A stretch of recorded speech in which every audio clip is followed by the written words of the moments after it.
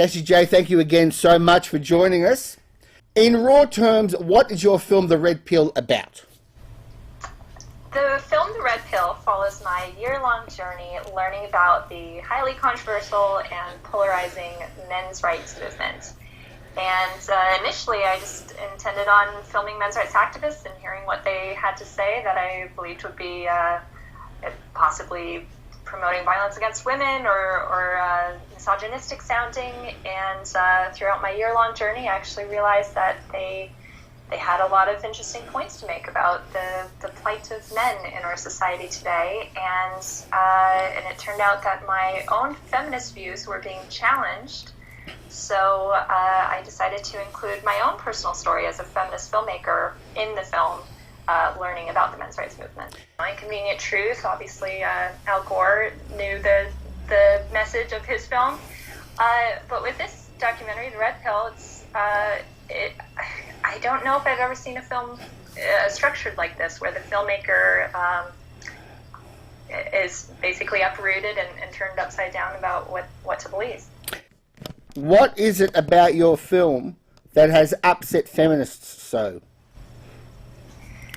Well, I think the feminists that are upset with the film have never seen the film, and so I think why they're upset is what they're reading online, all the misinformation about the film or the men's rights movement online, and that's why they're reacting so strongly to this film being made or being out in the world.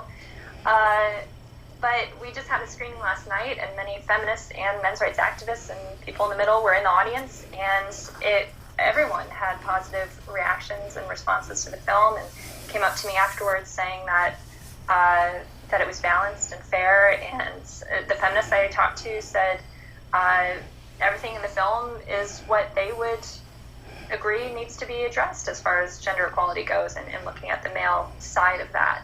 So all you've essentially done with this film, Cassie, is done what a lot of documentary makers do, which is to explore the side of an issue that doesn't usually get a lot of attention.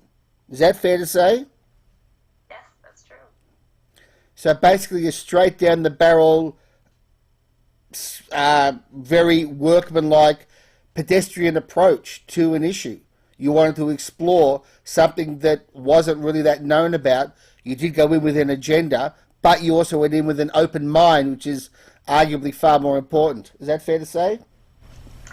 Yes, that is fair to say. You know, I do think my film is, it's a very gentle and sensitive approach to this very heated and complex and controversial topic.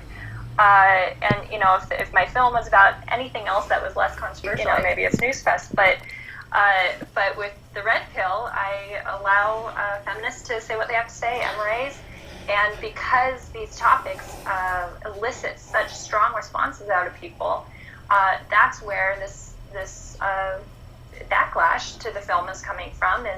Everyone, I do believe everyone is entitled to their own perspective on gender, and a lot of us have strong opinions about which gender is more disadvantaged, and so that's why this film has been so talked about and debated, and just, I don't know, it really ruffles some feathers. Now, I don't think a documentary film has ever been subject to such scrutiny over its funding, and the allegation has been because certain men's rights activists have contributed to the film through the crowdfunding program, that you consequently made a film to make them happy. Now, can you please give us just a potted history of the funding of the film and whether that charge has any merit? Thank you for letting me explain the funding, because that has been twisted and contorted in the media so much, and I rarely get the opportunity to say how the film was funded. So this film took 3.5 years to make, and all of production during filming of that first year was funded by myself, my producer, who is my mother, and my cinematographer, who is my boyfriend. And we are 3 self-identifying feminists that funded the filming, And then I submitted to about 15 film grants and was declined from each and every one. Never even made it to the second round. So I knew that this topic was not something that people within the film industry thought should be made. And so then I reached out to my previous angel investors from my films that looked at women's rights and gender LGBT rights.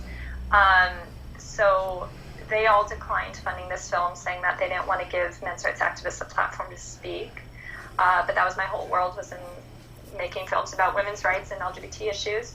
And so then I was about 2.5 years into production of this film. I was now in production, and I had exhausted my savings and all of my earnings, my mother's and my boyfriend's.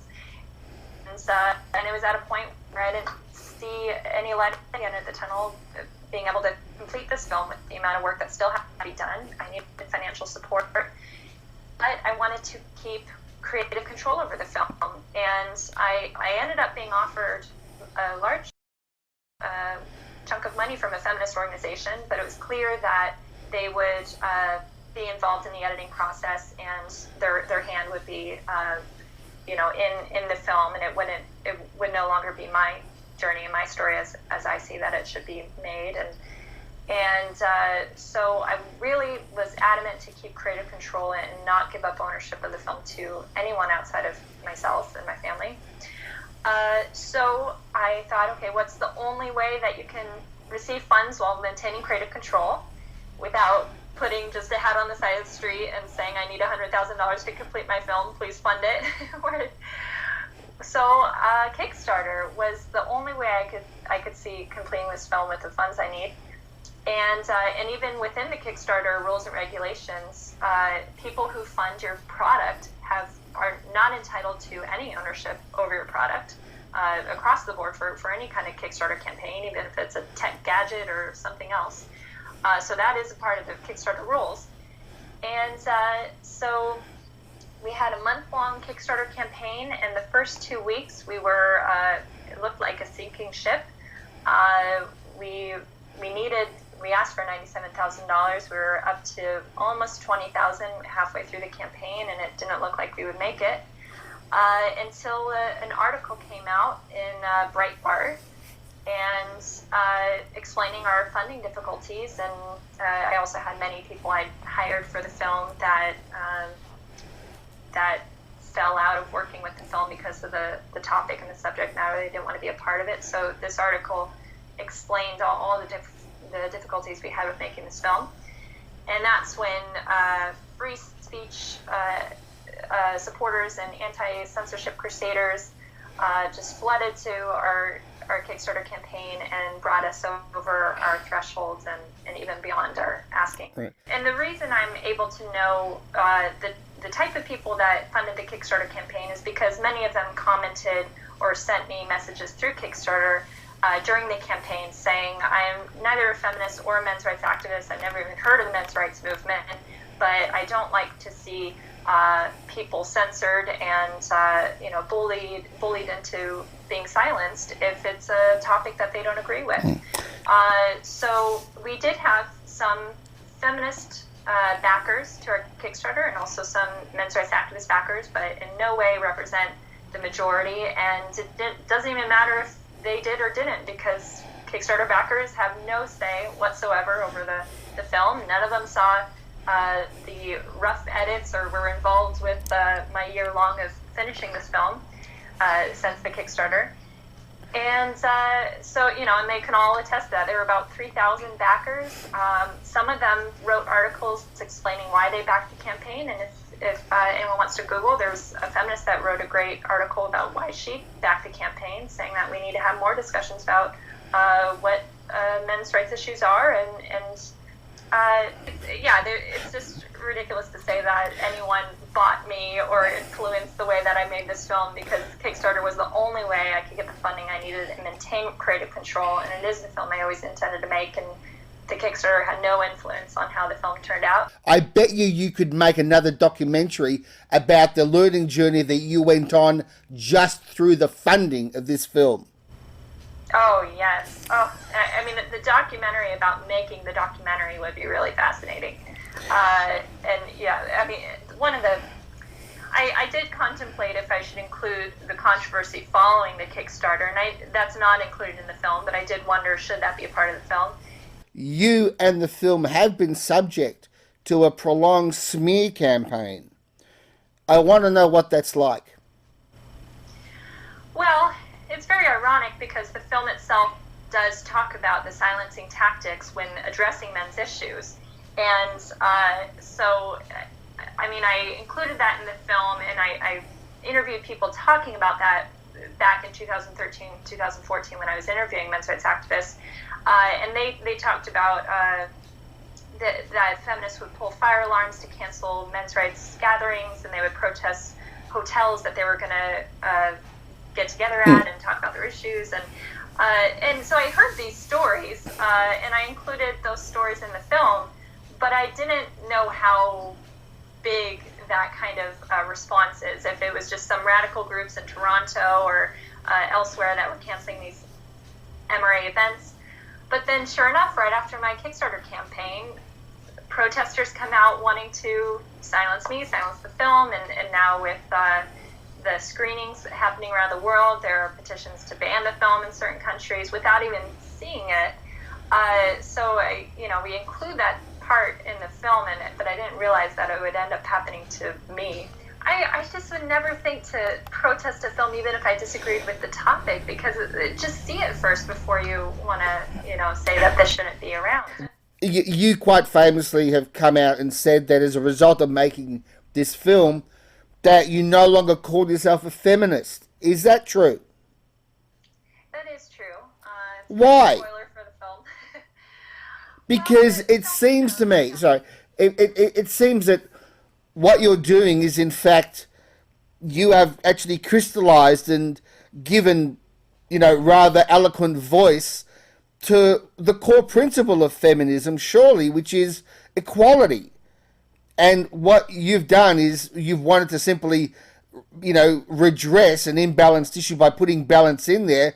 It appears to me that your approach to this film is actually a very feminist approach, and that you probably should stay a feminist and maybe teach some of your colleagues, your fellow feminists, what the actual meaning of feminism is. Please explain. Well, the feminists I interviewed throughout my journey, across the board, said men don't have issues, they're the privileged ones, they've throughout history oppressed women, and the idea of patriarchy. And I realized that, what I was learning from MRAs is that men do have a lot of issues, and I, for many, even long after I stopped filming, I wanted to hold on to my feminist label. It wasn't until fairly recently I dropped it, but I was wanting to figure out how to include men's issues within the feminist, under the feminist umbrella, and then I realized that feminists do not want to address men's issues or admit that they have equal obstacles that need to be addressed and solved. And I started learning that many feminist groups will actively oppose joint custody legislation and do not want to include male victims in rape laws, and just the overall dismissiveness and diminishing of men's issues in a disgusted kind of dialogue. Like, how could you say men have issues? They're the privileged ones, and men throughout history have been oppressing women. And I don't see that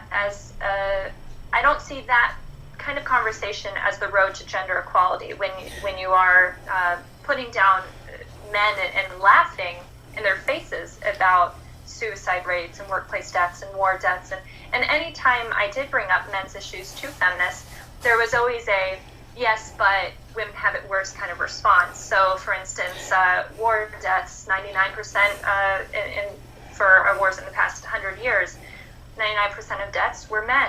And in Vietnam, over 17,000 U.S. soldiers were drafted that died.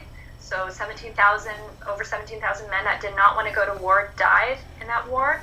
And I would bring that up to feminists, and the response would be, but women couldn't serve in combat, so it's really sexist against women.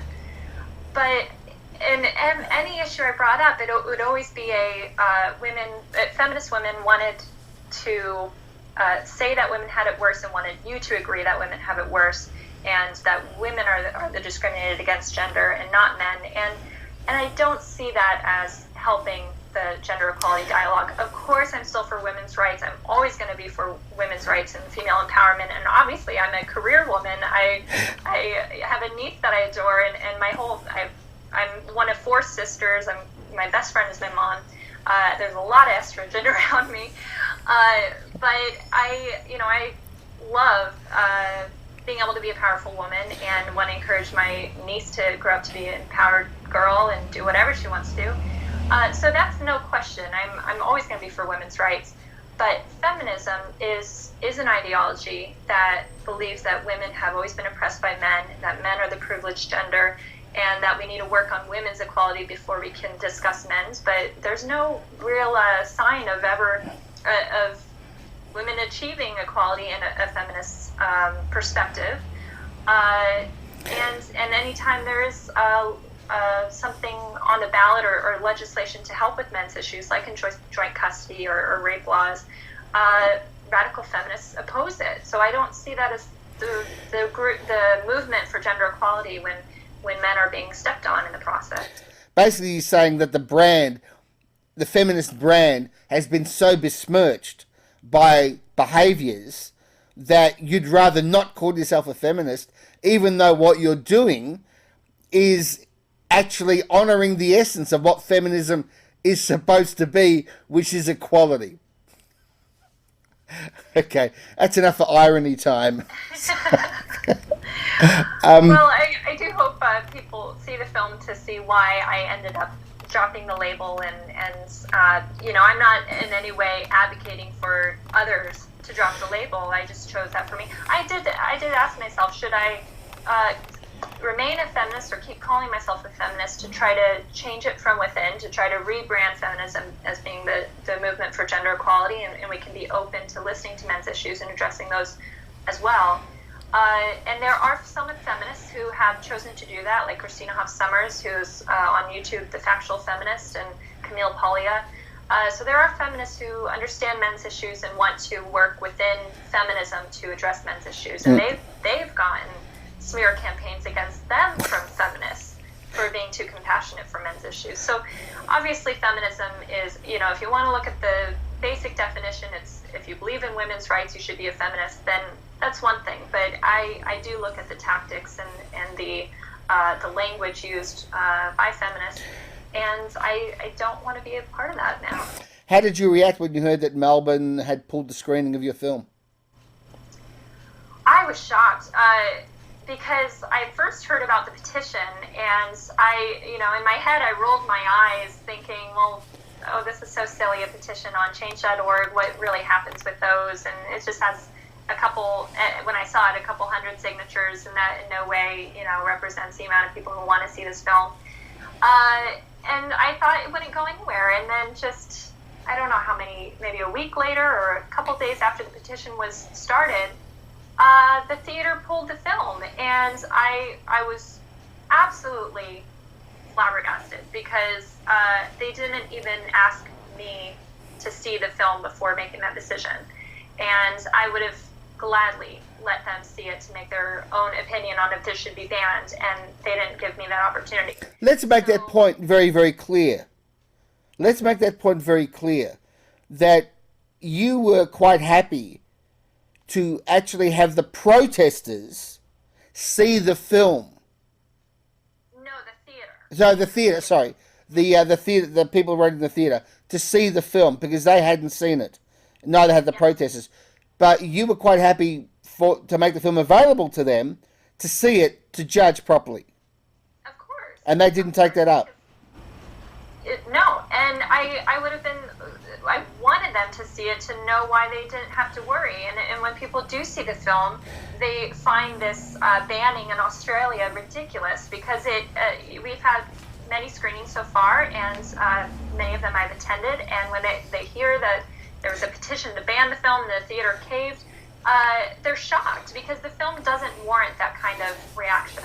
What impression are you getting about Australia from all this? Well, I feel bad for you guys because I don't know why free speech is such a controversial issue. It shouldn't be a question that, I think people need to know that our Melbourne screening was booked for 2 months prior and it was sold out. So it's not like that petition to ban the film was, asking the theater to not, screen a film that was up to them, their choice and all that. The film was booked, it was sold out, it was a rental of the venue, so a paid for event, and so that's why this story is censorship. It was there were people that wanted to see this film, the theater agreed to it, it was in motion for months, and then some protesters who had never seen the film demanded it be pulled, and it is up there with book burning. And so my impression of Australia is I think you guys have a free speech issue. That's maybe, I don't know if this story is bubbling it up to light and for it to now come out that this is something that should be addressed and protected, of free speech. But I don't know if you guys have really just strong feminist movements in Australia that can bully others into only seeing content that they agree with.